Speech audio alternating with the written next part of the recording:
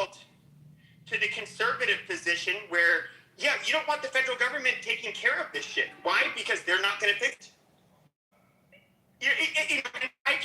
I'm sympathetic where if we had an honest people and an honest politicians and honest government, fine, we can have larger safety nets. But America isn't the country for it. That's the bottom line.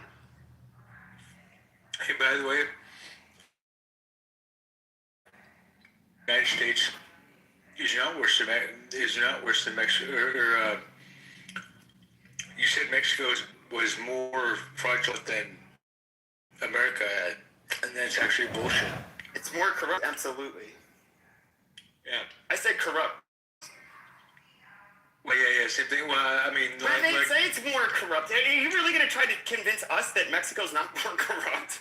Really? Well, they're not more corrupt than the United States because the only reason why I say that is because the United States fucking paid fucking every fucking country in the fucking world to survive. So I don't know about that. Okay, so you're telling me in Mexico that cops and politicians aren't like still to this day largely bought off and paid for by criminals and by any special interest group, like whether it's a corporation, whatever, to just do what they want. That is Mexico's problem. They also have a much different problem where I understand that. Nepotism is far worse in Mexico than it is here. Like it's illegal to do that. The type of nepotism we have there is highly illegal. On the street, I'm talking about in government. You're talking about in government now? Well, yes. Yeah. They have large families. Once one of them gets any kind of power, they're expected to take care of their whole family. They absolutely discriminate. Well, that's kind of part of them having like family before everything is kind of part of their downfall because it makes it so that nepotism in a weird way is it's given a positive value judgment, in the eyes of the Mexican people. I'll give you that.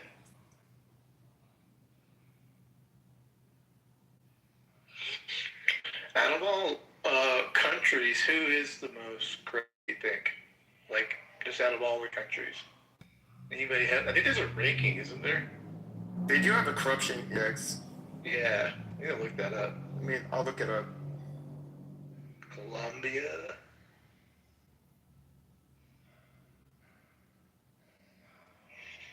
I guess it depends, like, is it financial or criminal, I suppose? Because Ukraine would be, like, probably right up there with, like, financial corruption. And then, like, the rest, like, murders and stuff like that, probably, like, whatever, Colombia. I don't know. That's probably a way to break it down.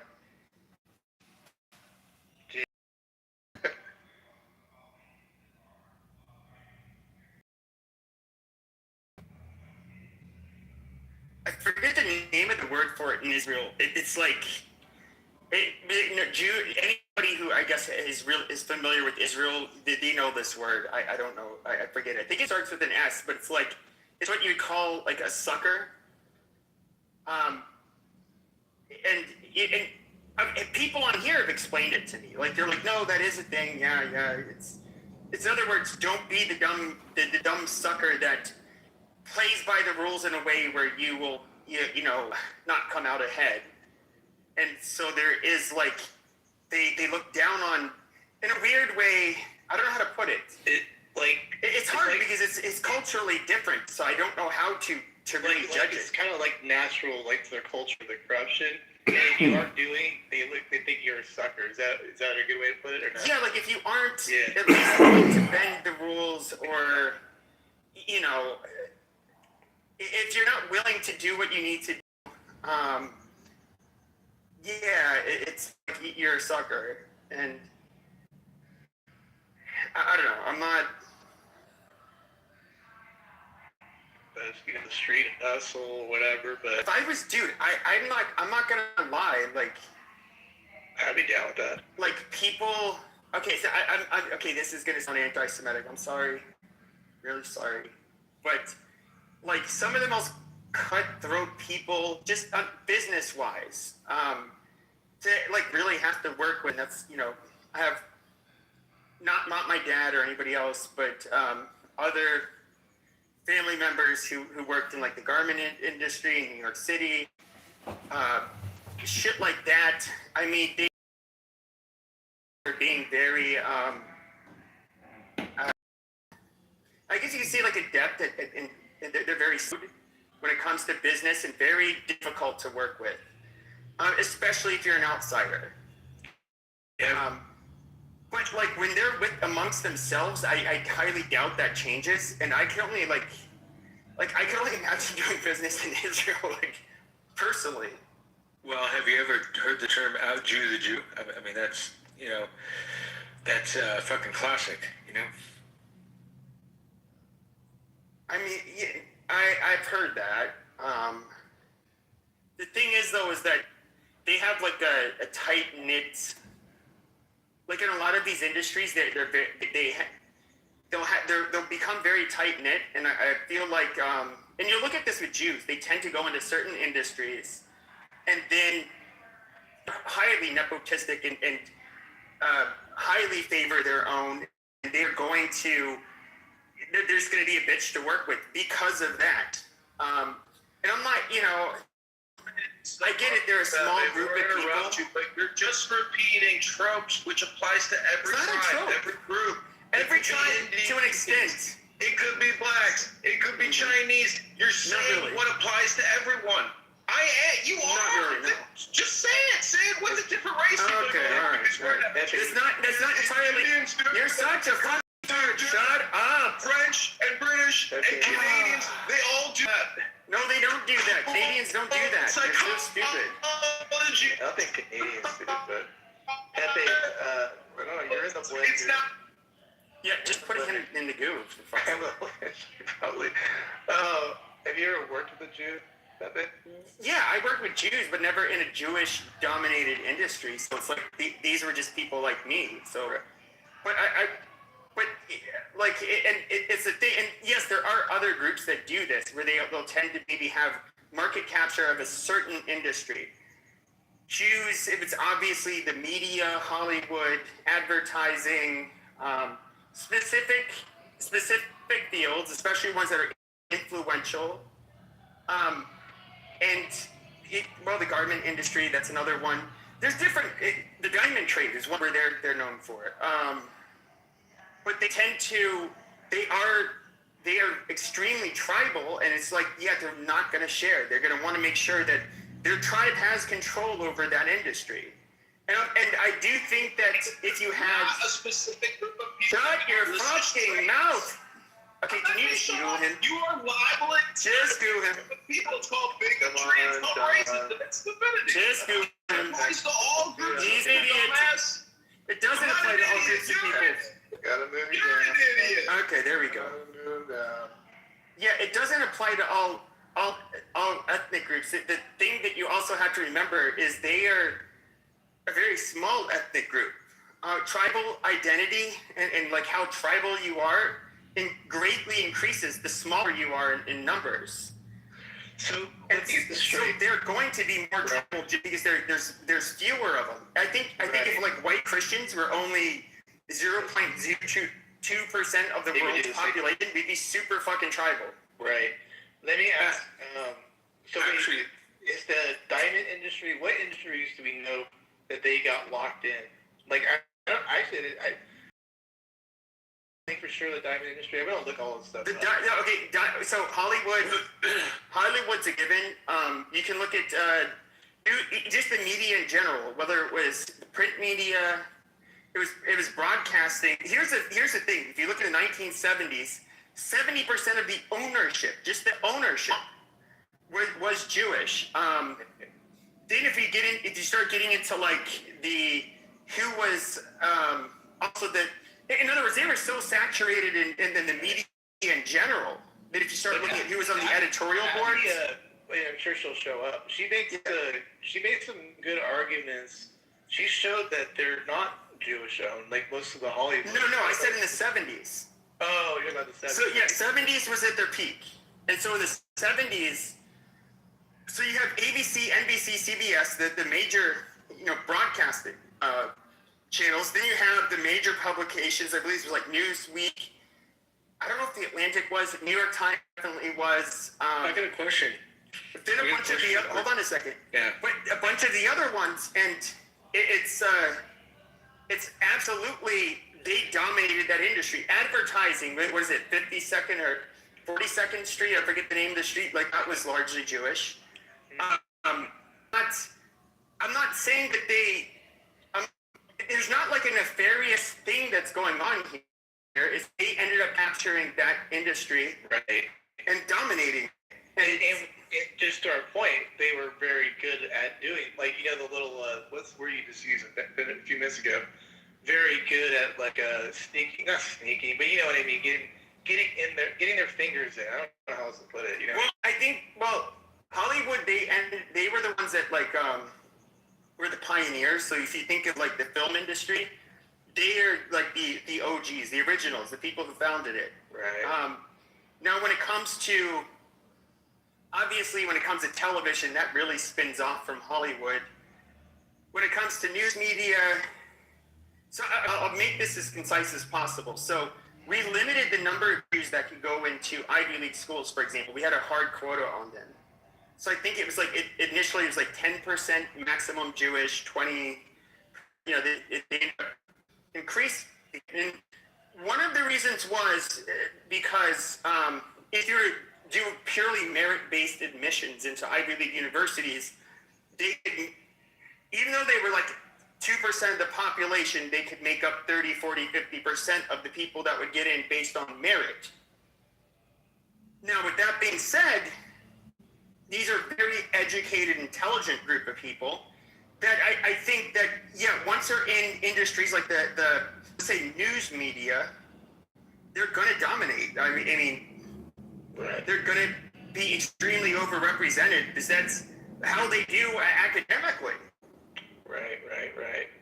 And so, it's not, like I said, I'm not saying it's nefarious, but what I do find highly annoying is that I hear Jewish people try to say, "Oh, yeah, we don't really have much control over the media or Hollywood." It's like, shut the fuck up! You're just belittling me and playing in my fucking face. How you doing, Gildas? Monica, hello. What's good? What's good? What's good? What's good, fam? Matt, I don't know if you want to know, but I put it in the chat, that documentary from Heritage Foundation. Oh, yeah. Did you already send me that or no? I listened to it this morning on Clubhouse in a replay.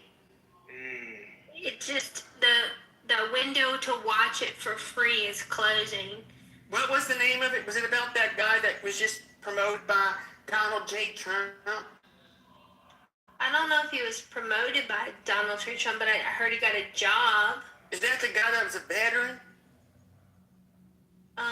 He lost his position in Star, was it Air Force, Star Force? Space Force? Yeah. There was a documentary, and like people were promoting it on Twitter. And so it was like Charles Murray that was promoting it. I was like, what is it about? And then I like click on it. I go to the YouTube video, and then I'm scrolling. Then I'm looking them up on Wikipedia. I'm like, oh, okay, why do I need to watch this? What is this about? And it seems super fucking boring, and like I didn't have to watch it, so I didn't watch it. Amazing.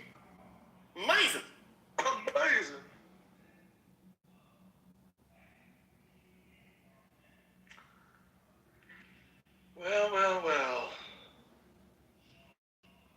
Pepe ruins everything, man. Like, everything. I ruined everything. See, you wanted to come in and talk about your documentary pace, and then I ruined it. I ruined the flow of the room.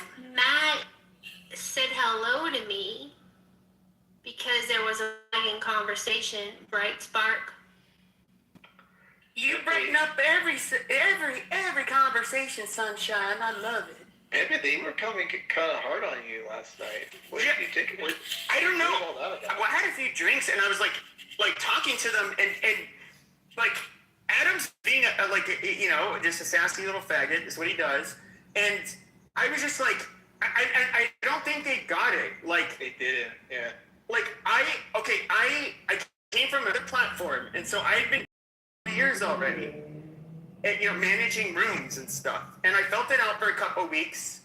I was going into all of the pro-black rooms and listening to all of this shit.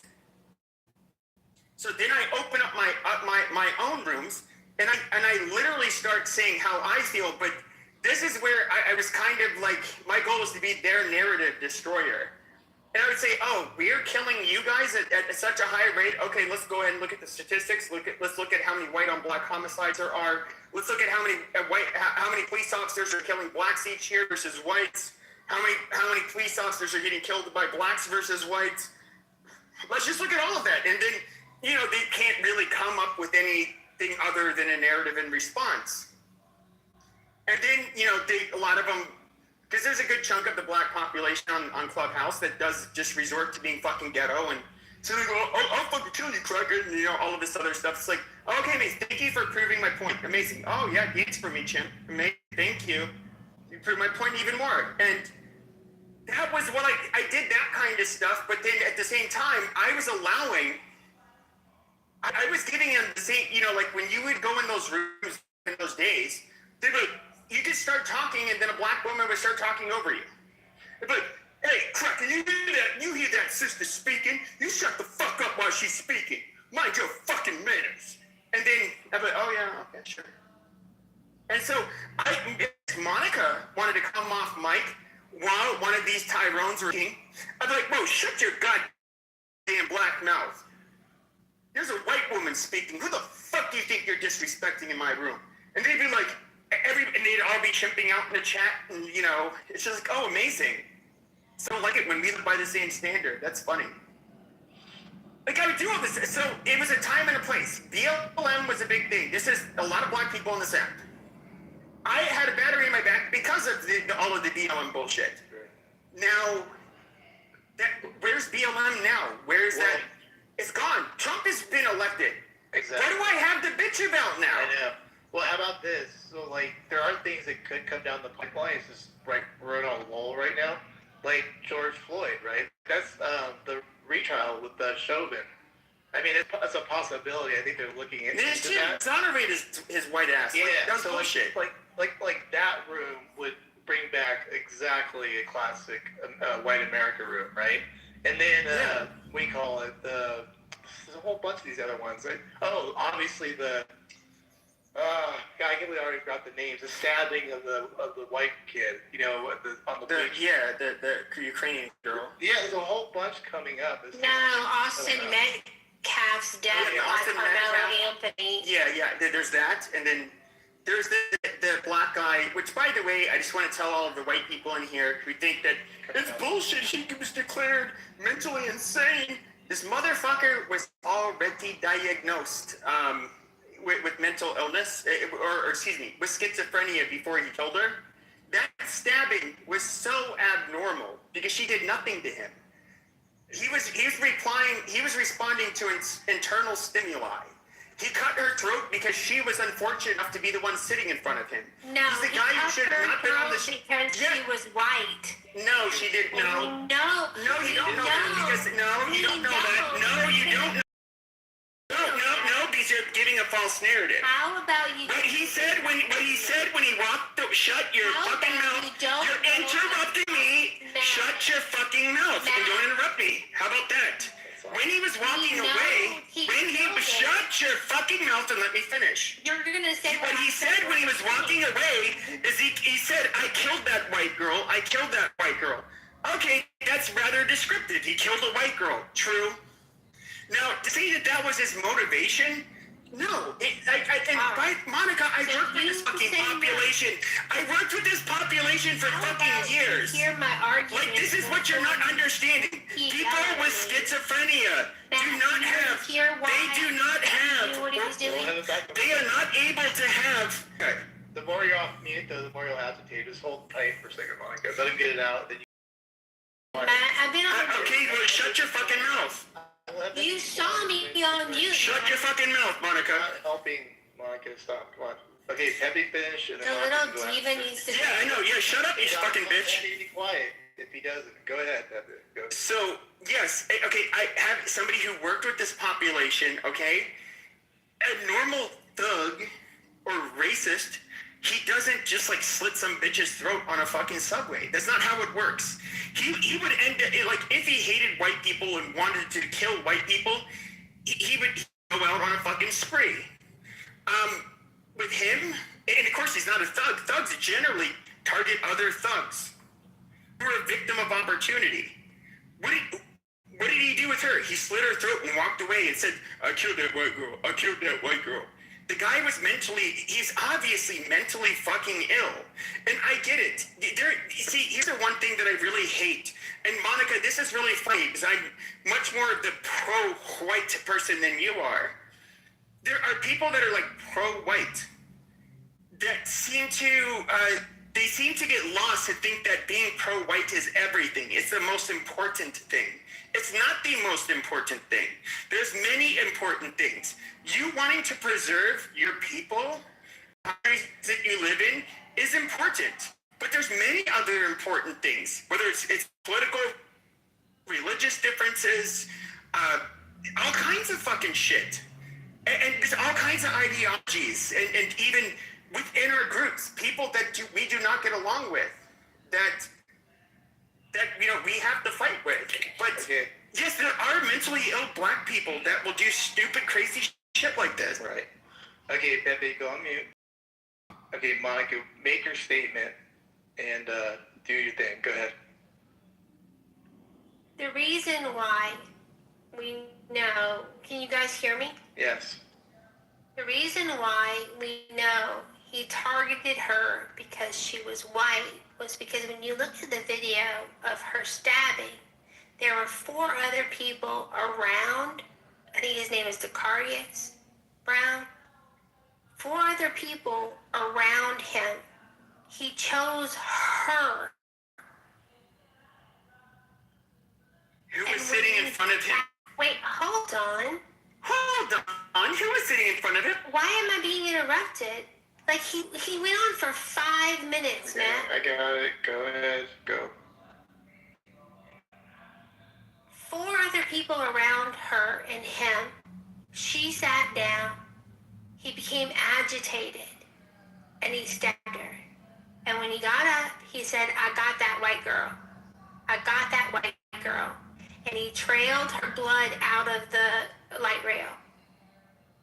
Now, would I like it to be not racially motivated? Sure. That would be awesome. But I think there's evidence, and we'll know, well, he's not getting released. I think he's going to go into a mental institution, which is something, I guess. But he had how many prior incidences of violence? And statistics tell us that it takes 7 or 8 brushes with the law before someone becomes homicidal. So not only did he murder Arena, but all the judges, and I think the judge that released him Now last time. redirect that to the SMI population.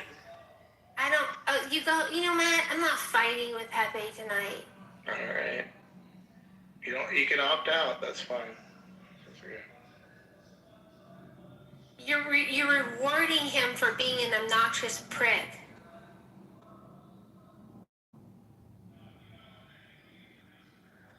The judicial system failed Arena too.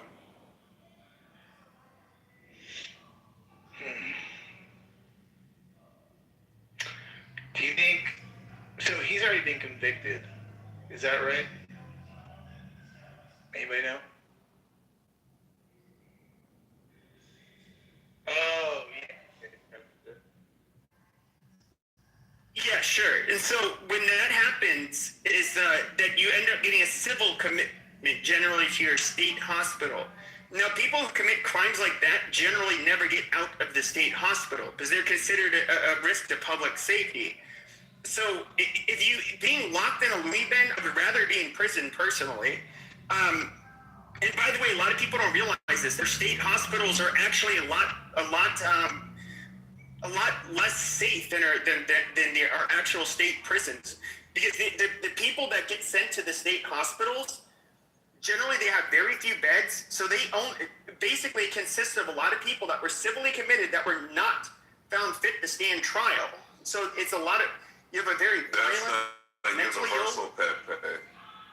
In most states, because I'm talking about the state hospitals, not the county hospitals, not the private hospitals, but in the state hospitals, like here in Arizona, we had, back in 2007, we had 90-some beds for Maricopa County with over 4 million people. Now, that meant that basically you only got like murder people who did horrible shit that ended up having to stay there, and the assault on patients and assault on staff ratio was fucking insane in comparison to our prison system. I was actually interviewed for a job there, and I was going to replace a guy who had to go on permanent disability after an attack.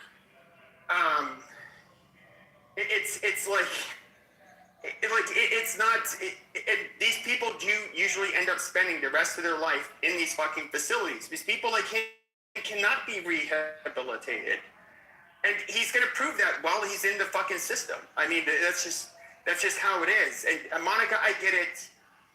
You hear what he said about a white woman that he killed brutally, and you want to just like, you see red, but we have to be fair. The motherfucker is mentally ill. So how is that determined again? Like the actual, like how do they diagnose that? Because, I mean, can you, like a lot of people commit some pretty gnarly crimes, and then they claim that. Is there a way to do it and find out that you're not like that? I mean, I don't know. Yeah. So what they do is in court. So they're gonna have what the judge will do is they'll have you go to an inpatient, generally the county hospital. And the county hospitals, because they're a lot more locked down. They have that's where a lot of the people that they're trying to restore to competency go, and they will have and of course you have the physicians, everybody, the psychologists. They're trying to restore you to competency and seeing if you even are capable of it. He is somebody who was diagnosed with schizophrenia, and yes, he had a lot of problems, and he was criminal. You can be mentally ill and but the hard part is, especially when it comes to an illness like schizophrenia, is that it's highly. Some people with schizophrenia, it's on a spectrum. Some people. Yeah, it's on a spectrum. It's a radius. Yeah, but there's a lot of people even with the strongest medications, you will never have a lucid person that is not having some,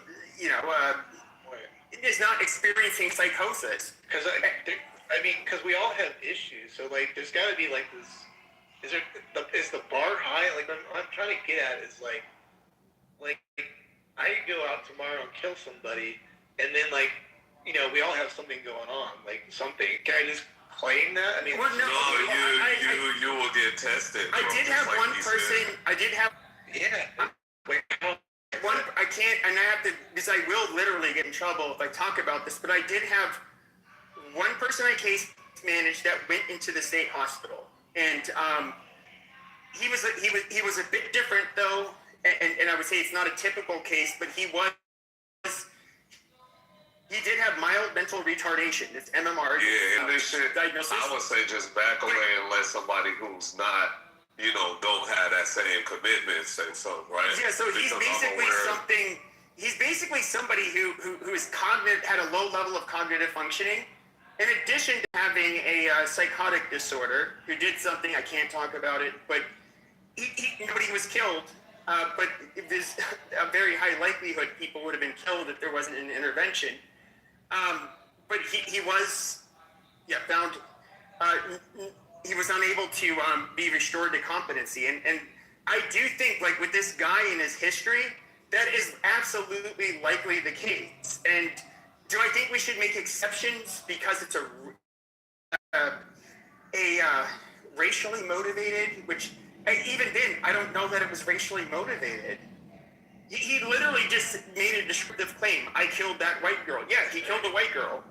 But does it say why he did it? What was his previous, run-ins with the police and, the justice system before this incident? Like, what were the crimes that he Was there any racial stuff, Monica? Do you know if there was anything there? What do you got on that? What's the history on it? Didn't they say that, he was arrested with seven times or something? Yeah. Because if it showed, then it still doesn't matter because he's been deemed mentally incompetent. So, but why wasn't he deemed those other ones? Like, this is also Right. When a lot of the criminal justice reforms that you've seen in different states, I believed in criminal justice reform for one reason. It's unfair that somebody who commits a serious crime that is rich gets to post bail, and while the other person who's poor, who committed the same crime, doesn't have the money to post bail, and they have to rot in a jail while relying on a public defender, and then they're more likely to plea out. All that bail is traditionally, hey, okay, I'm glad you paid your bail, but here's the terms of your release. You're to abstain from alcohol, drugs, possession of firearms, committing any crimes. You were to check in whenever we ask you to. Any interaction with law enforcement, you have to report that to us within 24 hours. Yada yada. Otherwise, we're going to end up revoking your bail, and you're going to be remanded into custody until the conclusion of your trial. Okay. Now, It's called conditional relief. yes. Now, I agree. Okay, so you traditionally, even the rich person, they get bail, but they can't fuck up. Now, with the criminal justice reform, what they did is they get somebody who committed a robbery. They get released because they have no money. And then the motherfucker goes out and commits another fucking, felony a few days later or something like that. And it's like, no. We need to have the old system where, like, okay, if you can't afford a bail, fine, we'll let you. Because all bail basically is to make sure that you will remain not a threat, up until trial, and that you will come to court. But once you fuck that up, okay, your bail's revoked. So for anybody who fucks those pre-release conditions up, they need to go back. They need to go into custody. That's that. Like this idea that we should just be able to just like keep on giving people second chances after they're committing within days or weeks of each other serious felonies is fucking retarded. You can't operate a society that way. But I think that Matt was saying, so it took him to kill someone for them to realize that he had Let me tell you something. good point. I'm on bail right now, so fuck what you saying, nigga. You stupid. But you're gonna get pounded in the ass because you're a faggot.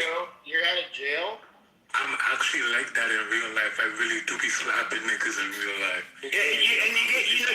You get your cheeks slapped by or clapped, I should say, by niggas in prison. That's cool. Yeah, wait. Man, come on, Pepe. You gotta do better comebacks. What the fuck, man? I haven't been on my trolling comedian shit. Like that shit, it's a use it or lose it. It's a Yeah, skill. we need to put you in a conditioning camp or something. He's always like clapped that. the Re-education camp, a right wing. Yeah, it's like, bro, I'm waiting for him to say some shit, and now my fist be poked. I'm like, yeah, here he comes. And then it's like, It just falls short. No, but we gotta know. He's gonna be you're gonna get rammed in your fucking ass until you're farting cum bubbles for weeks. You fucking faggot. There you go. that's a little bit better. Yeah, I ain't gonna lie. That was a little bit better, man. I ain't gonna lie. We gotta know That was the the old tea. Pepe. Why'd you get booked, Mikkel? Why are you a convict? Why are you a criminal? Tell us what happened.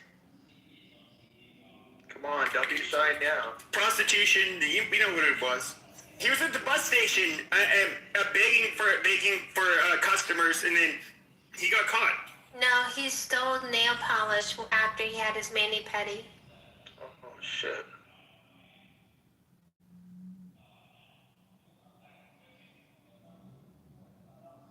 All right, a link in the chat from Grok about what the guy who stabbed Arena's previous arrests were. 14 arrests, yeah, 14.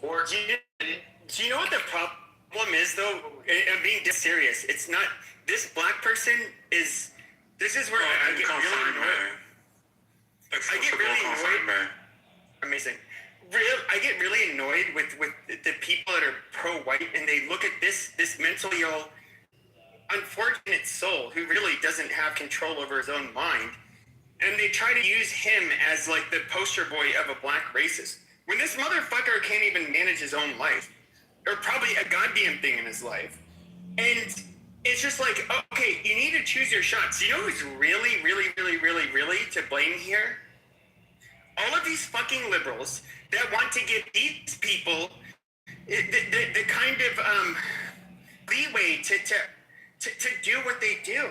I mean, at the end of the day, this is a sick soul, okay? It's not him that's the problem. He can't take care of himself. He doesn't have control over himself. It's the people in charge that think we should have people like this out on the fucking streets terrorizing people. They are the fucking problem. And I get it. It was a black judge, I believe, that was granting him all of these second chances. And probably, if I'm being realistic, but she knew that this motherfucker's crazy. He has shit, who wants schizophrenia? I wouldn't want it. That would be a horrible existence.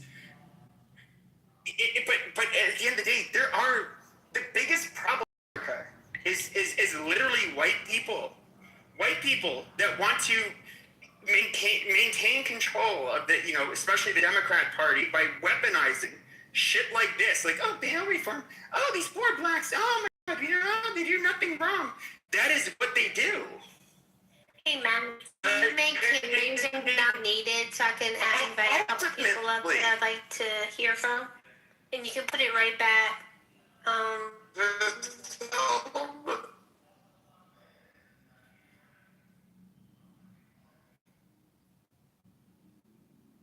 I just came to just be in here as I drift off to bed because, Pepe. I'm waiting for Brad to come in the room. I'm waiting for Brad to come in the room. Thank you. But is your white husband not being the big spoon tonight? Why do you need to talk to us? Oh shit! It sounds like he won his rematch.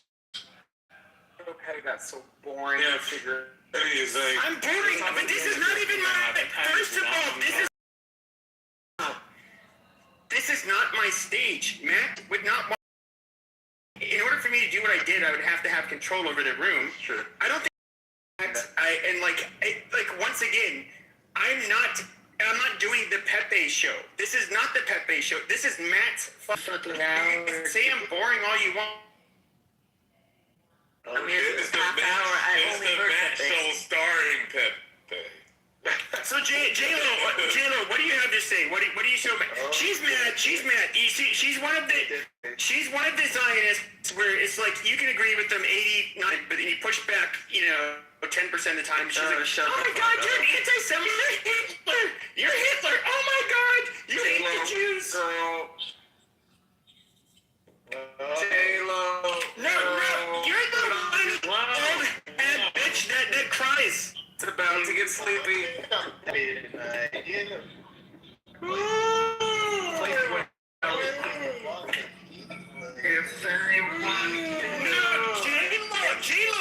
J-Lo is one of those women where she would come into my rooms, call her really important, the guy, and then all of a sudden, like, you're an anti-Semite. Oh my God, why would you?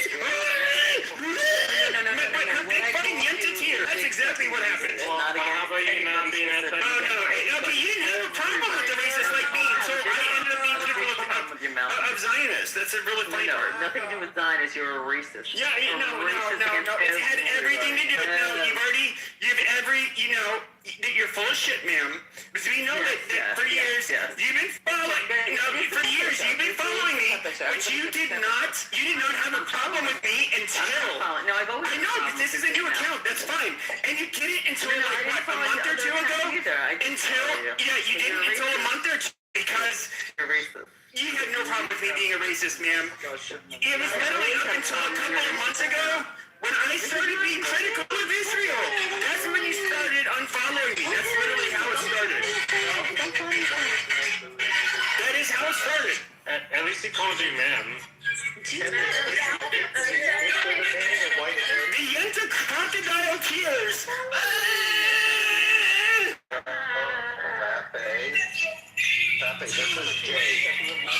Hey.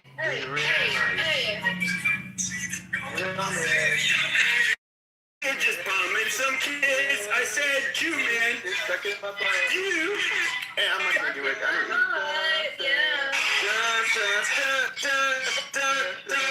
We're all been saying that. That must be good. Yes, yes. And we saw the sucking some D-I-C-A-A.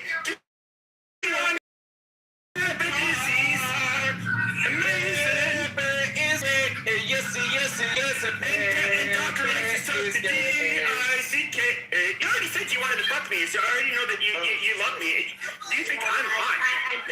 You said that. You have said that, Doctor, to be fair. Out of nowhere. I really doubt that. I received for that. No, he actually did say that. I'm not. These are the conservatives. That's crazy. Think you're telling me. No, Yes, they are, Matt. Yes, they Hey, are. Natalie. but everybody here knows. Hey, Holly. But Monica, shut your Karen mouth, bitch. I literally am not a conservative, and I made that clear for years. I've been a Republican my whole life, but that does not make me a conservative. Voice. Can you shut your goddamn whiny bitch ass mouth, Monica? Why you a bitch? What? I saw a Baker U video that showed niggers are monkeys, but I don't really want. I want to go around the fence with it, and I don't want to say how much I hate niggers. And so I'm just gonna go ahead and bring up my talking points, going around the I see fence. you, Matt. You're letting this border hopper yell at a white woman. I see you, Matt. I'm literally 100% white. That's retarded. Wait, Heather, But you want to believe I'm a gay Mexican? That's fine. were you born in America, though? No, I was born in Mexico, bitch. Interesting. He's a Corsican Napoleon. My mom was swimming across the Rio Grande on her back, and my little spick arms were holding on to her kinky fucking spick hair while we're getting across. Luckily, I didn't drown. That bitch is scary to swim across. And I'm not quite an anchor, baby. My mom said, "Oh no, I just gave birth to him. Oh, mi por niño." I got birthright citizenship, bitch. CRT. Wait, she spoke English? In Spanish, because I was raised here in Arizona. A lot of beaners. All right. We were talking about. All right, we're talking about the PragerU video where niggers like to kill white women that are sitting on trains and slit their throats for no reason because they are nothing but dirty niggers, and white women, they just hate them. Must be gay. That was a bus. Alright. This is what happens when you have a TBD title we all didn't even talk about, so it's kind of crazy, but anybody here want to pick a topic? It's open, go for it. I want to talk about why I hate niggers so much, and people call me a Karen for it. Why? Stop trying to destroy the room. I'm not destroying the room. People want to speak. Alright, Alan. Because you're talking constant. Okay, we're good. Which Alan, we all. Alan, wake it up, Alan, here. Alan, pick the topic. We actually had meetings last night. Especially around that time, Alan. Last night. That was kind Critical of race crazy. theory and why he's been released 14 times. Yep. But, if anybody wants to explore that. I don't think well, maybe why the legal system has Other changed. people can respond. But I think he would have gone to mental health court no matter what. Try to change my mind. Dan, did you post it in what he was charged 14 times with? Or no? Yeah, I pulled it up. I looked it up on AI. I can read it out. Yeah, actually read out at least the first 3 or 4 or whatever, just to kind of give us the flavor, you know? So there was 14 prior cases going back to 2011. a violent felony. He previously served 5 years in prison for robbery with a dangerous weapon. Other charges included felony larceny, breaking and entering, shoplifting, threats. And then just months before the killing, in January 2020, he was arrested at a hospital after repeatedly calling 911. During that encounter, he displayed paranoid behavior, telling officers he believed man-made material was controlling his body. In other words, he was completely fucking crazy. Amazing. But So he was diagnosed with schizophrenia. No way. 2025, he had sought out an involuntary psychiatric commitment for him. After he became violent at home, he was briefly committed, but it remains unclear what level of follow-up care or medication monitoring he received after being released back to the community. Let's see. Okay, so dismissed charges. Several of his prior 14 cases were dismissed or in minimal time, allowing him to remain on the streets despite a clear pattern of escalating eradication. He had been riding the train for several hours without a ticket, laughing to himself. Okay, so yeah, that's it. So there were obviously signs of his erratic behavior, but slipped through the cracks. We can't, and that Bay, I know people don't want you to talk, but you have actual, like, real work experience with this. You can't, what do you call it, institutionalize? Can't say the word right. I guess there will. You can force it. You can or you can't, because You can. There's I petition people to get treatment against their will. So I don't know what it is in every state. Here, it's you have a harm to self, harm to others. Basically, there's goddamn, so on though. So there's grievance, something other. So basically, where you would succumb to the elements without immediate intervention, and then acutely, persistently disabled. Where it's like that was kind of the iffy. That was the one where it'd be a little harder to get a court order petition for treatment. But somebody like him, he was obviously a very dangerous person. He was mentally ill, But are you surprised he went this far without something happening or not? Well, in my day, he would have not been allowed back on the street. If you're looking at any county, the largest mental health care is generally the county jail. That's a reality. And a lot of sheriffs will complain about this. Because a lot of I said, where would you put those people? Where would you put those people? Well, the sheriffs think they belong in mental health facilities, in their opinions.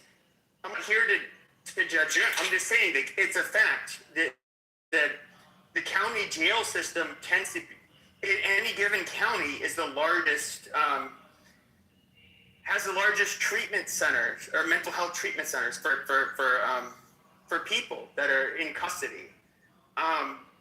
It shouldn't be too surprising that having I'm not trying to say that there isn't necessarily a correlation between being mentally ill and there's somewhat of a correlation, but between being mentally ill and criminal, but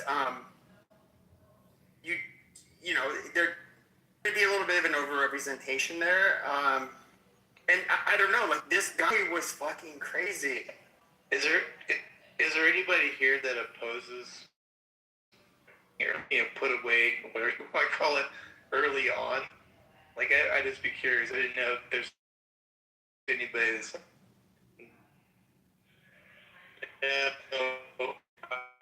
so anti-all that shit. What's that? Who's that? Is that Mikhail? Okay, I can see. No, Mikhail, are you being serious or are you trolling? He's full of shit. But seriously, in our county, he would have not been released from jail. He would have, if he was, which on stage. Oh, it's this. The thing is off right now. Fuck. Okay, good. Sorry, good. no, he would have not been allowed back on the street. So if they were not willing to try to restore his, I'm going to be realistic with you. Generally, it's only for big trials. They're going to go to a rule of You're going to be realistic with us right now? You're going to be genuine with us? Okay, shut up. He got in because I didn't. Yeah, Monica. See, Monica, you got to remind me to turn it back I on. got in. It's what? All good. Pepe show every single night dominates talk time. Pepe. Okay, because you want to dominate it, and nobody goes in your rooms, and nobody listens to your rooms. How many people do you get in your rooms, you fucking retard? Show every night. At the height of the app, you only got one person in your room, you fucking retard. Why is that? Why is that? And only J-Lo is gonna laugh at your shit because he's against the Jews. Teresa Stokes has interest. Yeah, let him cook. Wait a minute, Kitover not against the Jews? What? Is that? Yeah. Oh. Yeah, why? Kitover's against, Pepe's against the Jews. He's Hitler. Oh my God. First is admitting all your racist shit. Keep talking. Go ahead. I'm just like Hitler. I love him so much. Kitover is definitely against the black. These people getting up on stage. Yeah, he's against the blacks.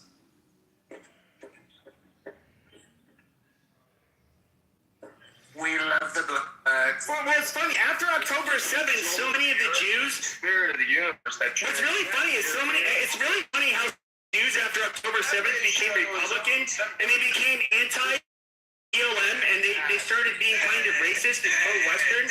When you guys were the most annoying fucking woke liberals that fucking existed, that were would target white people. Like, this is retarded. So, sir, when you say John Kitover doesn't like the blacks, sir, that's you projecting onto me. Yes, 75% of Jews are Democrats. Exactly what I'm saying. Hold on. NY, you try to Say I am black. You a fucking troll. You definitely said bad shit about black people. Kitover, you a fucking piece of shit. There was an accusation hurled at Kitover accusing him of hate. And he Just was look at me. I kind of responding, look and I black. couldn't hear Look it. at me. And the response, what say you? The jury is deliberating, sir. Relax. No problem with blacks. People want socialism, and they want equity, but they don't want N-wordism. We want class. There it is, my king. I feel like I don't believe him. And the reason I don't believe him is He loves the blacks. The blacks love Trump. Okay, don't even worry about it. He was my biggest fan. He came into my room every day when I was doing White America. He came into my rooms every day, and he was dick sucking. And like he's somebody. He used to call me, believe it or not, when I used to stand up for Jews, he would call me a righteous Gentile. Like, this is where it's really funny. Not bad. I think Pepe says it a line very low. Like, in fact, can't articulate it. He can't even project. You sound like that woman who okay, the man was running for Congress. The man, he was running for Congress. He wanted another stage to speak on.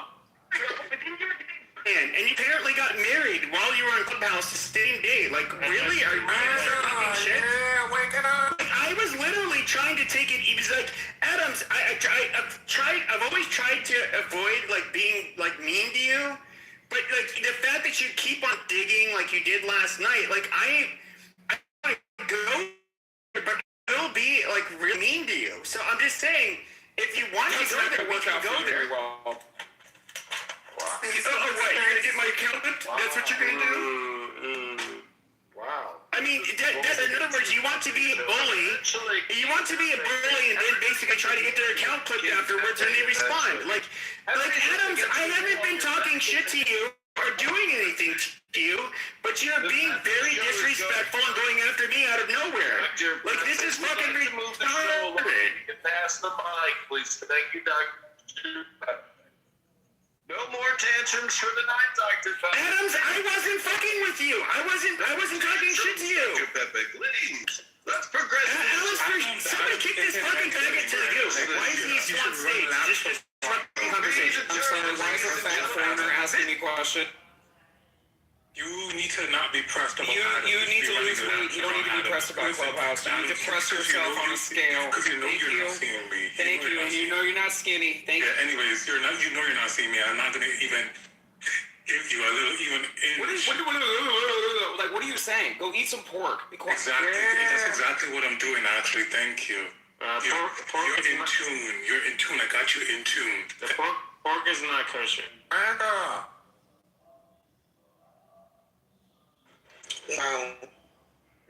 What do you mean? She's confused, I think. I'm just like, what? I don't even know where. I don't even know what's. I don't even. You know, Matt Point. I have a friend named Matt Point, and so when I see Matt C, I always want to call you Matt Point. So you're Matt Point. Like, Matt, I was chilling earlier, ate a wonderful dinner, and I said, you know what? I'm gonna go on Clubhouse. I said, I wonder if Matt C will have a room open. I said, he probably does, but I'm going to wait until after 10 because that's when it gets truly litty. And sure enough, it's after 10 my time, and it is litty up in here. Right on schedule. Right on schedule.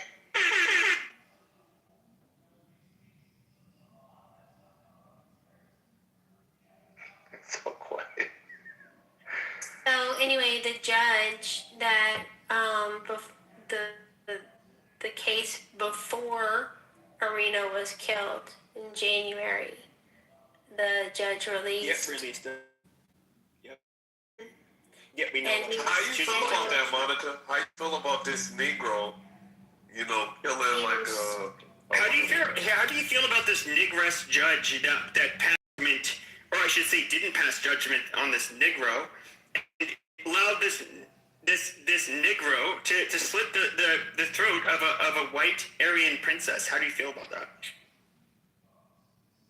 Why is Monica in the goo? Did she put herself in the goo, Monica? What's going on? I get really fucking annoyed. Like, she knows what she's fucking saying, but she won't come around the fence with it. It is so fucking annoying. Just fucking say it. Like, for fuck's sake, Monica, I've spent years saying it. Just fucking say it. This crazy nigger slit this bitch's throat. No, I'm gonna say he was a crazy nigger. He didn't do it because he hated her. He was just crazy. Now, I would say that, we can look at the Austin Metcalf situation where you had a dumb, violent thug nigger that stabbed this white boy in the chest out of nowhere. Fine, he should definitely go to prison, not to a fucking mental hospital. But now you're picking on somebody who's obviously not mentally well. These people do exist. They exist, white and black. He's a black one that literally does not have control of his mind. He's crazy. No, Pepe. His skin color negates his mental health. Black people are not allowed to have mental disabilities. Yeah, that's what I'm saying. Like, this is where it becomes retarded. Like, it's a white. Okay, first of all, you can look at the murders, and this is the really puzzle. By the way, schizophrenic people commit violent crimes at a lower rate than any given population. But when schizophrenic people do commit super violent, including murder, what makes them really stand out is that they end up doing it because they're responding to internal stimuli. So in other words, the victim never saw it coming, because why would they? They've never had interactions with this individual. That's so true. Hey, listen, I have something to add to that. I was physically assaulted by a schizophrenic years ago, and I didn't see it coming. And I found out he was schizophrenic afterwards during the investigation. Yeah, and that's the weird thing. There's a case in Texas, I remember, where I won't go into the details, but this guy, he's a Hispanic guy with schizophrenia. He's in an elevator with a woman, and then pulls out a gun and shoots her in the back of the head. why would she see it coming? She wasn't a criminal. She didn't think anybody was out to kill her. Then they end up like they ended up doing a search warrant, executing a search warrant on his house, and they find like jars of piss in his closet because like his piss could somehow be used against him. They're just crazy shit. And it's like, this dude is legitimately crazy. He did this because he's not mentally well. These people exist. And, you know, by the way, he did kill a Hispanic woman in that elevator, so he calls this. But even then, it wouldn't matter if they're black in front of him in that fucking elevator. There's a good likelihood you would have been a fucking victim. I mean, we're trying to rationalize crazy behavior. You can't do that. Because they're fucking crazy. Which kind of makes you crazy to try to rationalize a crazy person. Like, these people are not well, and that's that. So, like, there's no reason to focus on this shit. Which is why they need to be put in jail and kept away from society, so we don't have to deal with their craziness. You don't care why they did it. If you're crazy, put them the fuck in jail and get them away so we can get on a subway and ride without having to worry that some motherfucker is going to stab us in the neck. That belongs in a mental hospital, like, for sure. I know. The problem is that the left, we need to understand their problems. We need to try and cure them. There's got to be a better way. But wasn't it Reagan that emptied the fucking mental hospitals? There's no better way. Put them in jail. Get them the fuck out of society. But hold on a second. I don't care. Wasn't it Reagan? Okay, sure. But wasn't it Reagan? That we tried this and it's not working. This is an sure, but isn't it Reagan? Isn't it Reagan that it was Reagan that ended up closing all of the fucking mental hospitals? Because he, you know, for whatever fucking reason, it was literally a Republican. And by the way, which the boomers revere Reagan the most, and I get it. Reagan will say that was his biggest regret, but he offered mass amnesty to a bunch of fucking illegals, which had millions of anchor babies in our fucking country.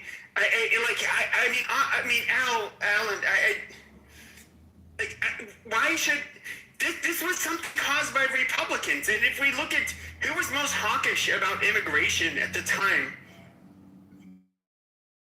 that Reagan, the fucking Democrats. The Republicans were far more for the free flow of commerce and people. Reagan is he was good in some areas, but he was like a fucking disaster in many others. What does that have to do with anything Alan just said? He's the one who opened up the or closed down the insane asylums. Yes, because we had just gone through a period in the 60s of the left wing especially,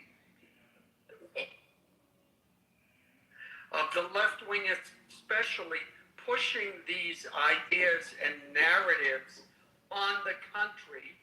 We went through huge amounts of political violence, and the country was sick of it. Oh, we got to understand these people.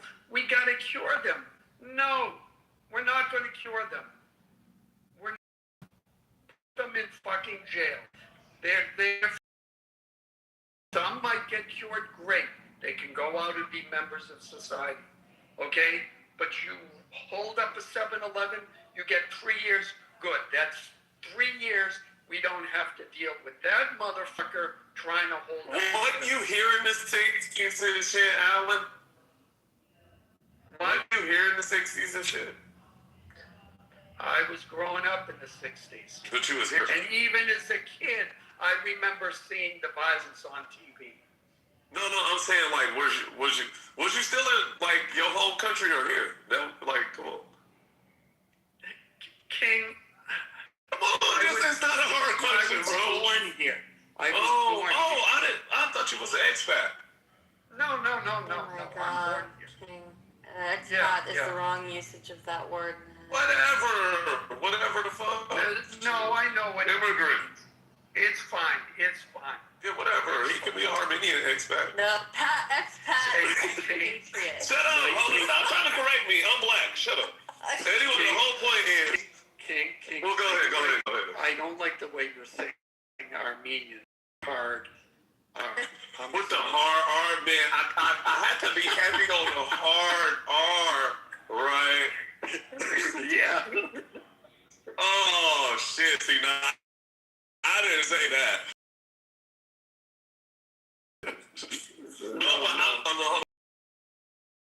If you was here, you would know that there was a lot of misclassifications in those insane asylums and stuff like that. And people were using those insane asylums and like sending political prisoners there and stuff like that in certain places just because of the ideology and rhetoric that they had. Especially like a lot of women. Yeah, but we threw the baby out. Yeah, and remember. Yeah, it was like misclassification.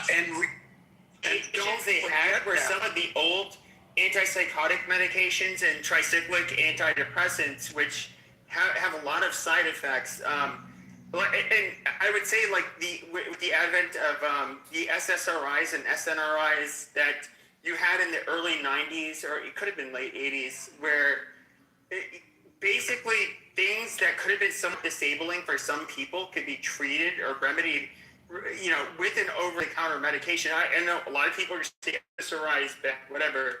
Okay, there's a give or take. Now, there are people that it absolutely makes life far easier for them when they take them. So there's one instance where I think they shouldn't have closed down the insane asylums. There was a point where a husband could have his wife committed to an insane asylum if she felt she was getting to be too much of a problem. And I think we should bring them back just for that point. Cases that came with that stuff too, and I forgot her name was like a Mary Renee something. It was big, back in your days. I think if you're a husband sending your wife to an insane asylum, you don't care anymore. But there was people doing that just to commit extramarital affairs. Okay, but King, you're from New York, right? Mostly. Okay, but I'm sure you guys have all in here heard of the son of Sam, this Jew that would, he would kill only blondes, and he believed the dog was giving him. Take his name, or not that I know of, but he was blonde women, and there was some kind of directive that was being communicated through the dog, and it's just we have to think about this. Is he a heinous person? Now, that's in a weird way asking, are you a heinous person for your country when you're in combat? He feels like this is a person who's not, his morals are more or less tied around an internal stimuli in what is moral and what is real that is not real. So imagine, I've holy shit, I'm trying to think of how to put this. So if you think that you're on a mission from God, okay, to kill somebody, to sacrifice somebody, okay, you morally, because it's God telling you to do it, you're doing a moral killing in your mind. Now, of course, that mind is disconnected from reality. But at the same time, this is not necessarily a sadistic or evil person. This is somebody whose mind is basically betraying him, and his mind information that is not real, and he's responding to it. It's kind of that is the really tough. I've been accused of so much shit with the patients I work with. I'm breaking into their house. I'm fucking with their refrigerator. I'm stealing their mail. I'm working with their neighbors to spy in their vents and help them steal their meal and take shit out of their refrigerator. All kinds of like crazy shit that I've never done. And that is, it is kind of, and by the way, this was a black woman with there's one day, years after I had that job, she saw me at a Target. I was shopping. She came and locked arms with me, and one side of her head was like matted, kind of. I don't know how to put it, but then the other side was like poof, like there's huge afro, and then she's like kind of like singing, and I'm just like, oh my god, she's walking like I'm like, hello, how are you doing? And then she's like walking with me. I'm trying to be like really cordial, but I actually feel bad for these people. I actually feel bad for these people. Like, they are not. You just want to punch down a black woman. This is not punching down schizophrenia affects like every fucking race and both genders. This is fucking retarded. Schizophrenia is really sad. Yeah, you shouldn't joke about that. And no, like, yes, there's this black woman that she's the one that was accusing me of doing all of this stuff. By the way,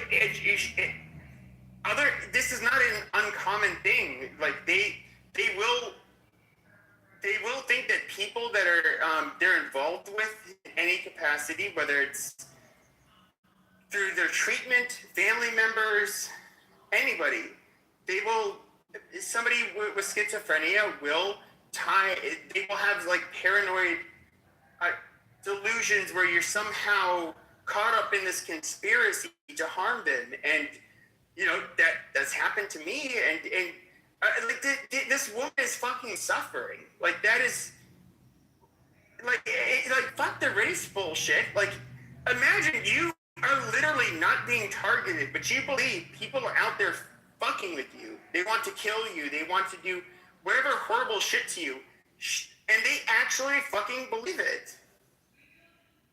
That is torture. And it's not their fucking fault. Like, they literally don't have control over their own fucking brain.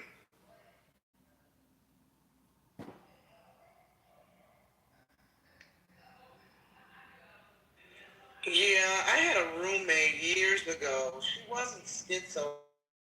Maybe she was. Definitely bipolar. And it got to the point where, now when I moved in with her, I had no idea she was bipolar, but I found out maybe 4 or 5 months, but we had a year-long lease. I had to ride that bullshit out. But during that time, she would talk to the coffee creamers. Back in the day, McDonald's used to have the colorful coffee creamers, and each color was like a different flavor. And she would get her McDonald's every morning and get the different coffee creamers for her coffee, and whatever she had left over, she would line them up. She was convinced they had personalities, and they were talking to her. She would talk to them. She was also convinced that she and her father had been abducted by aliens, but her father first, and then they later on came back and got her. Was this her baseline? Like, she always thought this? I guess so. I mean, it was very new to me. How long were you with her, though? We lived together for a year, but I had known her for 2 years prior. We met on a job, but she moved out of state after she left this gig. What age was she? Maintained. She was at the time late 20s. So she was like 28. Yeah. And as far as I know, I only ever saw her smoke pot. Yeah, I only ever saw her smoke pot. I don't know if she did anything outside of that. As far as I know, she didn't. I later on found out she had, she was on medication for bipolar. But again, I didn't know. She was on medication for bipolar. It's like there's bipolar disorder, and then there's schizoaffective disorder, which it's kind of, I'm using very in very layman's terms. It's kind of you can look at schizoaffective disorder as kind of, this is not entirely correct, but just for sake of brevity, they are, schizoaffective disorder is kind of like a gap between bipolar disorder and schizophrenia. People with like schizoaffective disorder that are more symptomatic than most people with schizophrenia. But it's that's interesting. And the reason I brought up, if it was in her late 20s, it was, and the fact that she was taking medications and she consistently had these beliefs, you know, yeah, I mean, she's obviously seriously mentally ill. And that's sad. Like with her, and this is where I try to, like, I'm trying to be reasonable with people. I'm somebody who's like, I guess you say like pro-white, like, yeah, we should not be replaced by mass immigration, or when it comes to the grievance politics, have to put up with this bullshit, but at the same time, like, what makes us great? What makes white people great? Aren't we like a humane, understanding group of people? Don't we don't we believe that we should be fair? Don't we believe that we have a level of empathy that maybe other peoples don't? I mean, if you're a white supremacist, that's what you would believe, right? And it's like, if you have a person that is mentally ill and can't control themselves, yeah, we should have sympathy and compassion for them. And even if they're not white, oh my God. I just don't look at us as a bunch of fucking savages. You know, and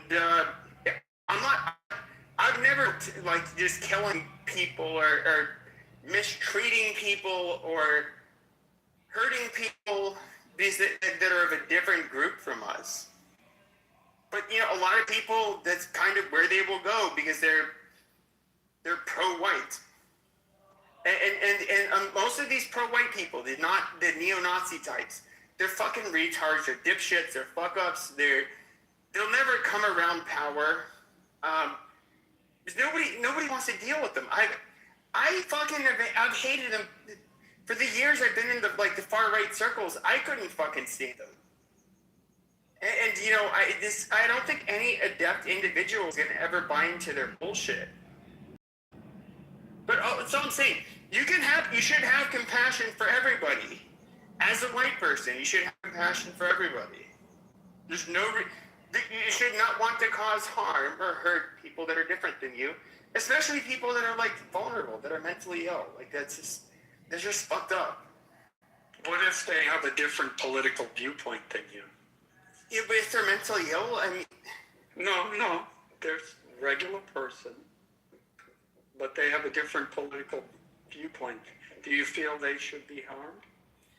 I'm only bringing this up because I just looked it up, because Night King was talking about it.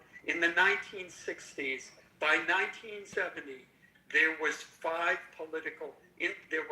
incidences of political violence per day. That's 1,500 per year.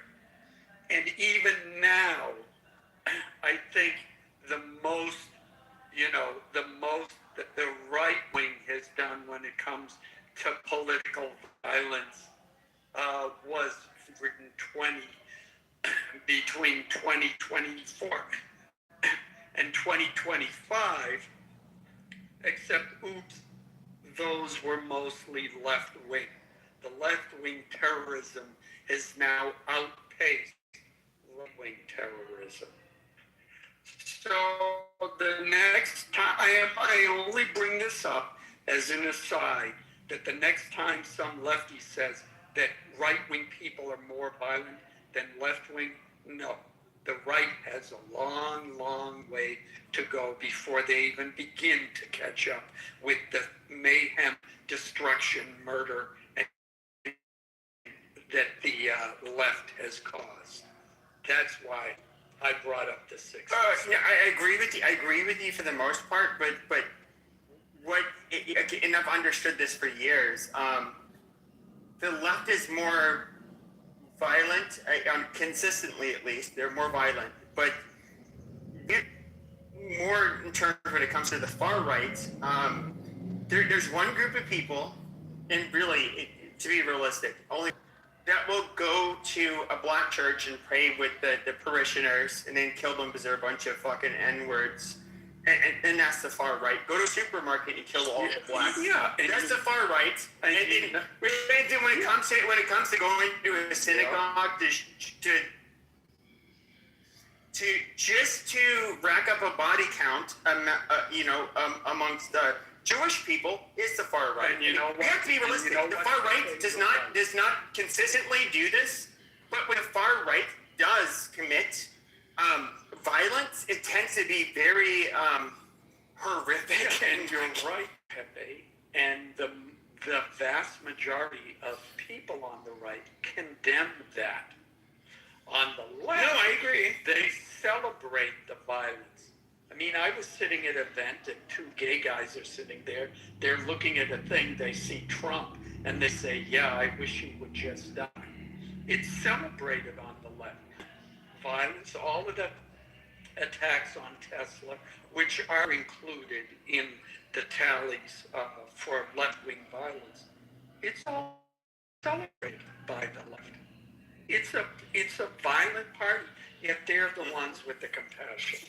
Yeah. Oh, sure. So I would put it like this. So, like, the far left, if we were to look at, like, what happened after the Bolsheviks and came into power, we can look at what the Soviet Union did. The left can absolutely be extremely genocidal. Absolutely. And I think that the far left tends to commit violence far more often, yes. But there is this sadistic targeting of groups that you get amongst the far right, where they will do things. Obviously, yeah, you would think Hitler is far right. I get it. They're more socialist at the time and whatever. But he was obviously far right. There is, and of course, he had this like pristine, methodical way of like rounding up the Jews, and then if they didn't die from disease and starvation, we're just gonna have to just go ahead and just like fish and like kill these fucking people. We don't like them, and what else are we gonna fucking do? And he did it. Like, you do get this. One of the things that kind of bothers me is that you get people on the right that feel like they're infallible, like they don't do anything wrong, which is absolute fucking bullshit. And I think that, and you're somebody. What's kind of interesting about you, Alan, is you're a lifelong Democrat. I've been a Republican my whole fucking life, including today, and there's always been factions of the Republican Party that I've had a huge problem with, and I do think Republicans they can be the I don't know. I feel like they can care less about the well-being of the everyday American. Kind of like if I go back to Reagan, like, and what he did. I mean, a correction. I was always independent, and I leaned left. But it was around beginning in 19 where things shifted. And it's interesting you say that, because Democrats portray the right as not caring. But that was never it. Now, this is not true now, most likely. But the difference was Republicans cared, but they thought the government should not be involved in creating the institutions that take care of those who are needy. It should be done by private groups, like churches, like charities, etc. Sure, but what was the big differentiation was between, I'm somebody who's more aligned with the old right. Yeah. In term, like, you understand, like, know better, because I really wasn't paying attention to the right that much. You know, it was like I completely bought into the left's narrative that, Republicans are stupid. They don't care about anything. A lot of them are. We're all to be fair. racist, etc. But no, a lot of them are. To be fair, a lot of them are both racist and stupid. And, No, Yeah. I'm being realistic. No, I'm being, dude. I grew up around You want to them. know something else they are? They're happier by a significant degree. Well, no, I And agree. the other thing is, you don't have to be a genius to stand right from wrong. A lot of these principles become to your neighbor. Do you need a 150 IQ to be able to do that? No. So, anyways, but yeah, I'll take your point. But then we can say too. Now I forget where they stand. Tennessee is always the butt of the nation's joke when it comes to education. They stopped following all of these newfangled, supposedly better ways teaching, and went back to hooked on phonics, and they went from being ninth to being in the top 25 for reading and mathematics for their kids. So, the problem is, and I'll end with this, the left says they care. Elon Musk said it perfectly. He's tired of people who claim that they care and yet they do harm. And that's 99% of what the left does. I agree with you 100%. I agree with you 100%. I would just say this. I forget the name of the exams that you have to use, where they do end up globally as assessing the education and the intelligence of students nationwide. If you were to look at white Americans, Asian Americans, I think Asians might do better in one country, or they might do best here. I forget. If we were to look at, Black Americans, all kinds of Americans, we all do better here. We all do better in our country. However, a significant gap does exist between the different ethnic groups in America by a long shot. But when they say our education system is failing, this is where it becomes really weird.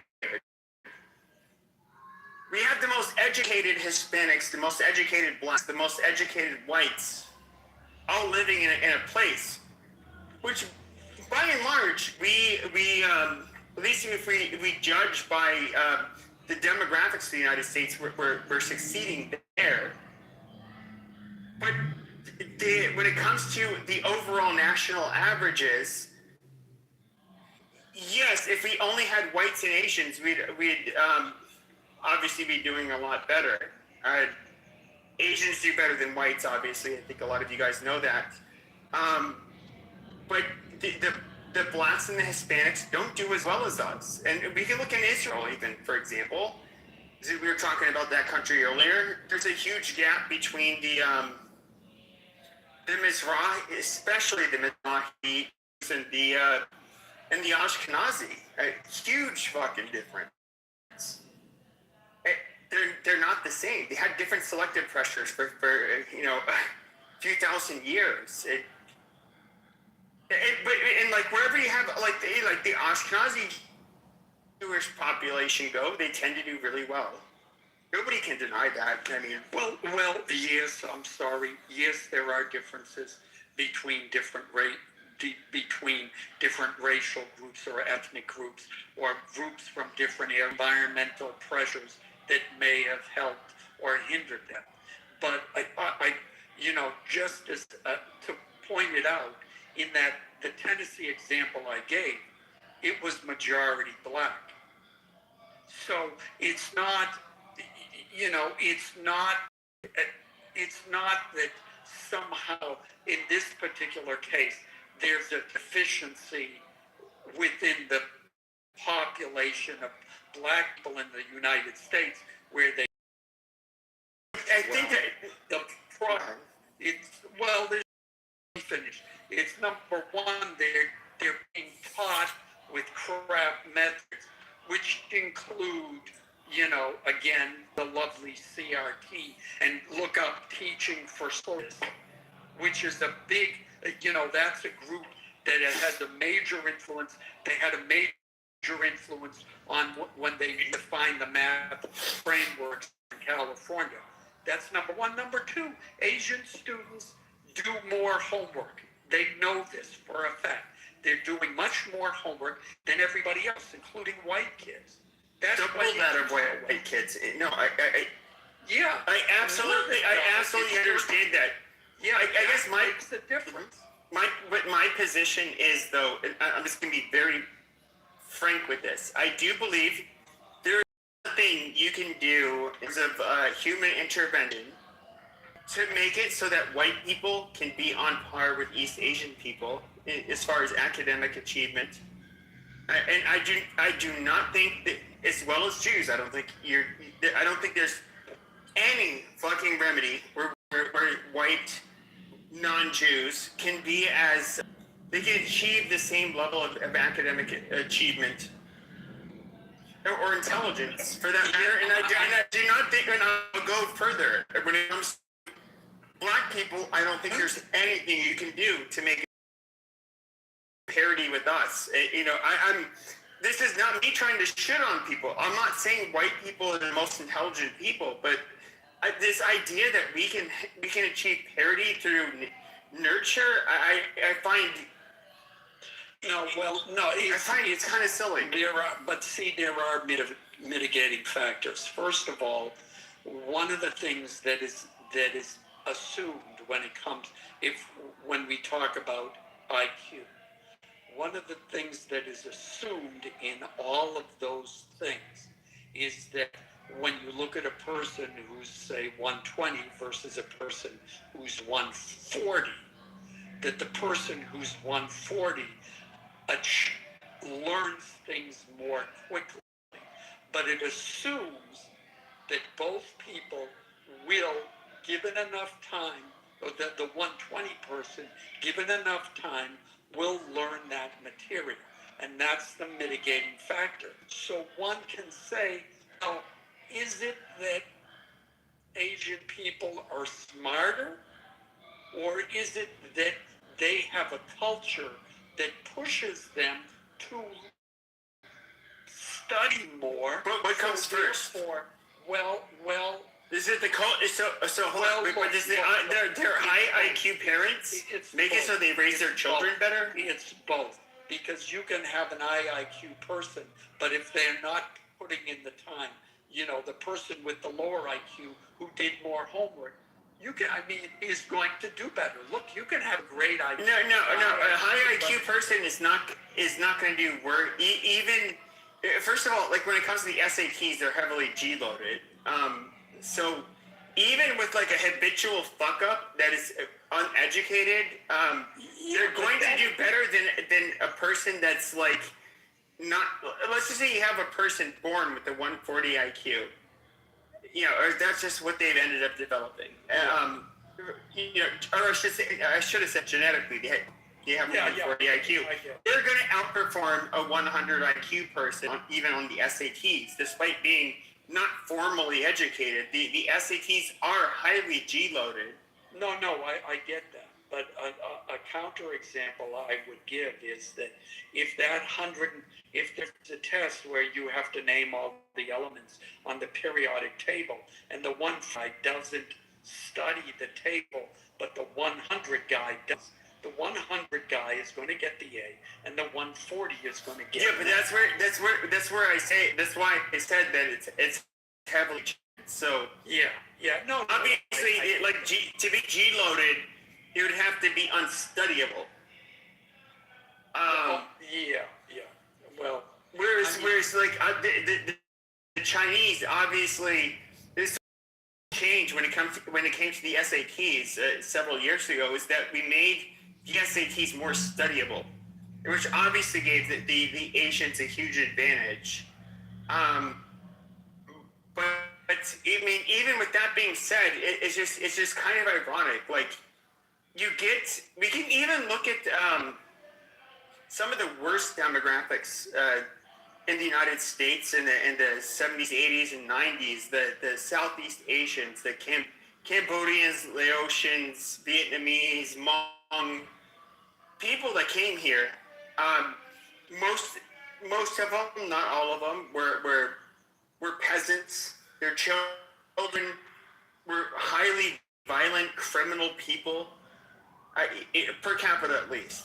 But they outperform white Americans today. By every fucking metric, they outperform us. Yeah, and it's. But that's not part. Is that a part of their culture? Because these are fucking peasants. That literally, and I was friends with some of these people. They were chopping their food and fruit on the fucking floor of their kitchen. And I'm not saying this to be insulting. This is they're literal peasants. And when I say peasants, I don't mean it as a pejorative, but they were peasants. And so that's all they know. I mean, and yet they were. I mean, look, I understand that, but it's don't look. I look at it this way: you can have, as a musician, you can have 100 musicians in a room. They're not, and let's say all of them all practice the same amount of time every day. There's still going to be people that are better than others. There will still be people who they progress. And there's going to be the guy that like, out of millions of you, literally. Yeah. Now, on the other hand, at the same time, in the real world, not everybody practices the same. Not everybody put amount of time. And so the thing is that again you have those Asian cultures, Indian culture too. It's like you come home with a B. Oh my God, the parents are in hysterics. They're ready to jump off a cliff because you've shamed the family with a regular A, not an A plus. It's the end of the world. So it really does make a difference because now you've got not just your parents, but every extended family and the extended culture saying you better fucking study, you better get to it, and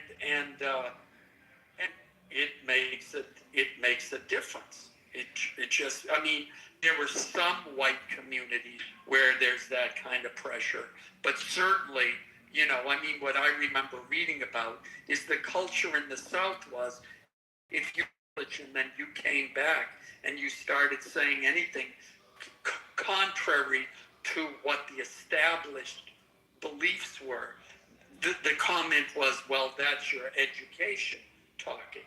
And it was meant as a disparaging comment to someone who had gone to college. So they're definitely in rural southern white cities or areas, there was a pressure not to go to college, not to study.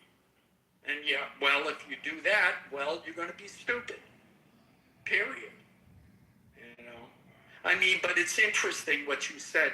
When I applied to graduate school, I had to take they were called the GREs. I don't even know what that freaking. GRE, yeah. Yeah, you couldn't even. So I had to take it in music. So, ask me what I got. So, Helen, do you believe women to vote? So, ask me what I got. At that time, the GREs, the highest score you could get was 800. So on music history, I got 800, and on the theory, I got 799, which still pisses me off to this day, because I know exactly what question I got confused. That was the really weird thing. Like, I never took exams for graduate school. I never applied for graduate school anywhere, but you'd have to, as a child in the United States, you'd have to do the standardized tests, and you would see where you do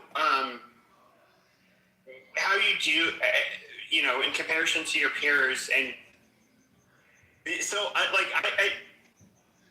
have a big mouth because I have less of a filter. There's kind of a neurological thing going on there, but like I would well within the top 1 percentile. I always did well in math. But English when it came to like English, I was better than I don't know, maybe in the top 30 percentile or so. But there was just like this huge fucking difference where like and I've always had this problem like and it's funny, people have referred to me as like well spoken.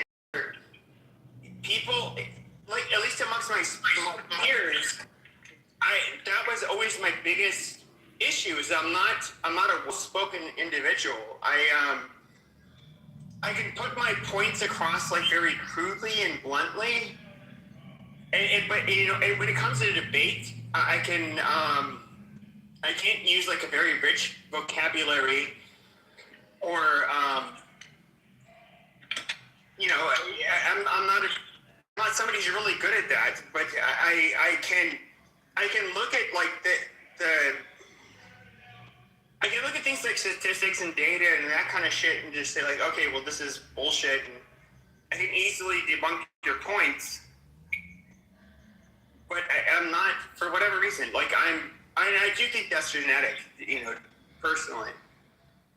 I've always struggled with I've always struggled with, I guess, putting my thoughts into words. And I almost, it's almost like a high five when I hear people who disagree with me and they say like, well, no, actually you are well spoken, which has been done a few times.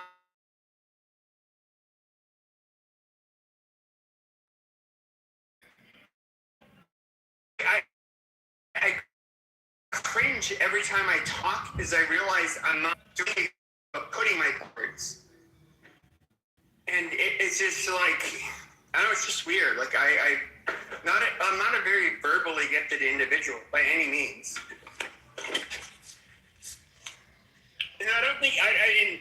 By the way, I don't think I can study my way out of that. Like that's like a natural weakness. Like that was the one area where I've always done poorly. Read books out loud, that'll solve that.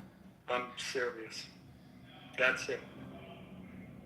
What do you think actors do? They look at a page and they read I did it, but I'm a full-grown adult now. Doesn't matter. Can adults learn a new language? Yeah, they can. Not at the same. No, but here's where. No, they won't learn it as quickly. And they not even close to as quickly. In fact, if you're exposed to another language growing up, it's since birth. Yeah. You can often speak both languages fluidly without an accent. Let's just say you pick it up a little bit later because your parents want you to learn only English. Still, you're going to have much more advantage. But even if you were to move to another country, and neither parent spoke that language. They're like, let's just say you moved from England to Turkey. But the child was, 6 years old. It's the likelihood of that child speaking fluent Turkish without an accent is pretty high. Within 6 months. I've seen it. There was a family from Argentina. The girl was 7. They moved in next door. The 7-year-old within 6 months, she sounded like an American. The 16-year-old had a very difficult time. Yeah, the neuroplasticity that we experience is so like just in the world of boxing. Here's one of the things a lot of people don't understand. It's like, yes, as adults, we're much more intelligent than, let's say, a 7-year-old. I think we all agree there. But you teach a 7-year-old boxing. Within months, you can transform them to be a much better boxer than you can train a much more intelligent 20-year-old to be in years. Like they just absorb it, and they the way they move, how fluid they are, it is so much different. Well, it's that, on the other end of the spectrum, it's, starting a kid on dance and ballet when they're 5 years old compared to an adult.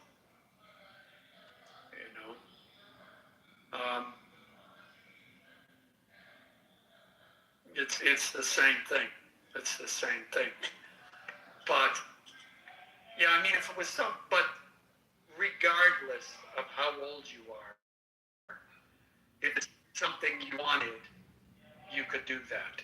I mean, that's how actors sit and read out loud, and they practice speaking in different ways with different emotion and different deliveries, etc., etc. It's a skill. Okay, so let me ask you, like, I'm somebody who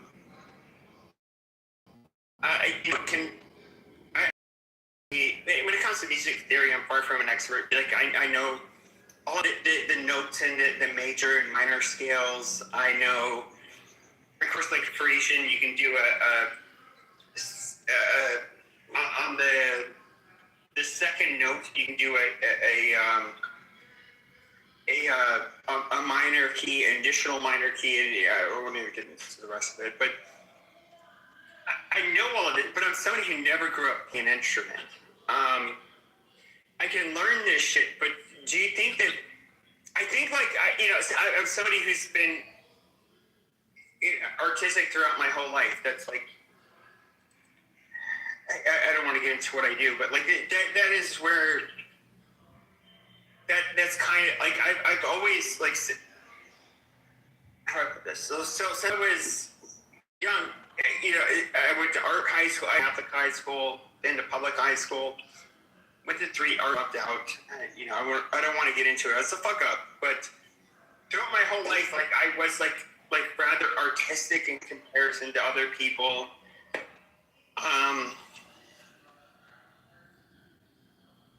But so like, I don't remember my question, but yeah, I'm not sure what you're trying to say. Okay, so like, do you think that like somebody like me, for example, who's never played an instrument, I basically, I was. Are you going to be a concert pianist? No. At my age, this is something that I've talked to musicians about this, like, rather similar to boxing. You have those that started very young absolutely dominate. Yeah. And in your 40s, I mean, it's a joke, really. I'm not trying to be. I'm never like an instrumentalist that's gonna play the guitar, play the piano, and be good at it. It's not in your cards when you're in your mid 40s. No, but if you have the impetus to do it and it's fun for you, then do it for the enjoyment. You're not going to get famous off of it, but then there's people who get famous over doing nothing. So who knows? Well, I would say like with music theory, it's interesting. So like with a lot of like EDM artists, many of them, or I say majority of them, grew up playing an instrument. But I don't know that it's necessarily is necessary to like make music today. But it obviously when it comes to being a classical pianist, right? Like, yeah, it's not even fucking never gonna happen. But when it comes to making certain types of music, I mean, first of all, we can look at hip hop. I mean, I don't know what the fuck that is. They'll use terms like we'll supply chords because the melody and whatever. It's just like the level of chromaticism or I don't know anything. It's just kind of just like garbage, for lack of a better term. Well, you know, when you compare hip hop, term, but far be it for me to say anything like that. No, I mean, look, if you play me a piece of music and it's jazz, I'm gonna have a heart, and I want to learn that piece of music, and I want to learn it by ear. That is, I don't have the music, I got notes. If it's a jazz piece, I'm gonna have to work at it. If it's hip hop music or even most popular music, it'll be a couple of minutes. So, and I'm playing it. Because it's so simple. I mean, yeah, no, absolutely. Generally is simple, but hip hop is. Oh, yeah, I would say way more simple. But I have seen the videos. I mean, like the videos where you have classical pianists try jazz. And you know, at least I don't quite have the ear for it. So you know, I'm relying, or he was able to do that. But like there is a difference, and I would listen. And when it comes to like the different chord progressions and a lot of the weird shit that you will get with jazz, or even gospel piano, it's just like I can definitely see how like gospel music kind of paved the inroads for like jazz and blues and of course rock and roll even. It's weird. Well, look, all of this music progressed and evolved over time.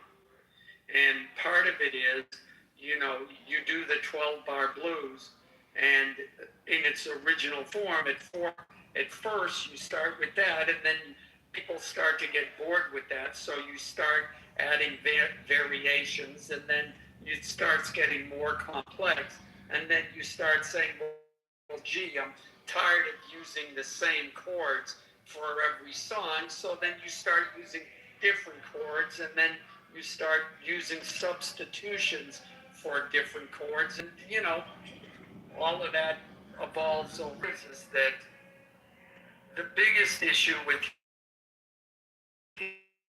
hip hop?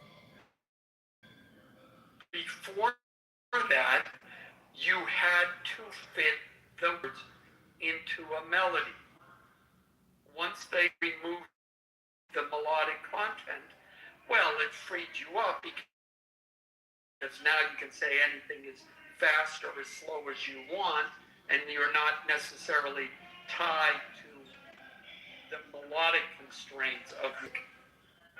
But then it also eliminated part of the complexity involved in all of that. And it also made it easier. You no longer had to know how to sing in tune. And there's lots of people who don't sing in tune. And not a pitch perfect person. Yeah, most people don't have perfect pitch. But you can have an ear and know. Did you ever see America? That when Eddie Murphy plays the bad singer, and it's in Coming to America, yeah. He's at the end. It's at the end of the movie. They're back at the palace, and that's. Is like I have to play a note that was up by recording. I would have, and then I have to I'll sing along to it. Of course, you don't have to do that once you memorize it. But like that is something I would have to do. Because I don't have the pitch. Of course, once you memorize it, you memorize it. You don't have to do it. But initially, like it's like I would have to press piano keys and then to go to try to try to make the whatever it was that I was doing to make it so that I was singing in key. Or singing within key with whatever my lyrics are. Yeah. Let me ask, let me turn the volume up. Let me ask if you can hear this. Oh, is it?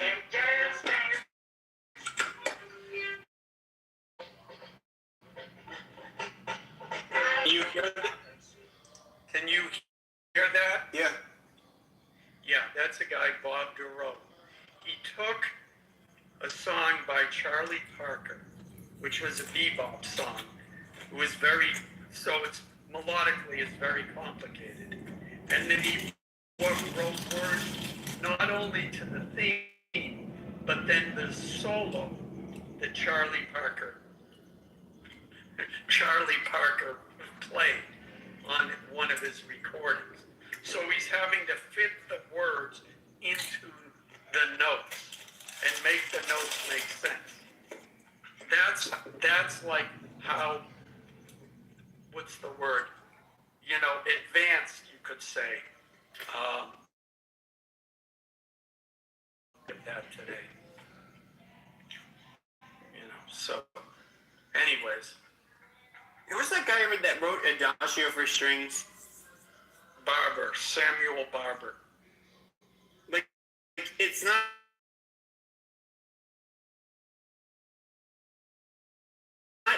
Is like you look at. Doesn't look complicated. It's actually like modal change.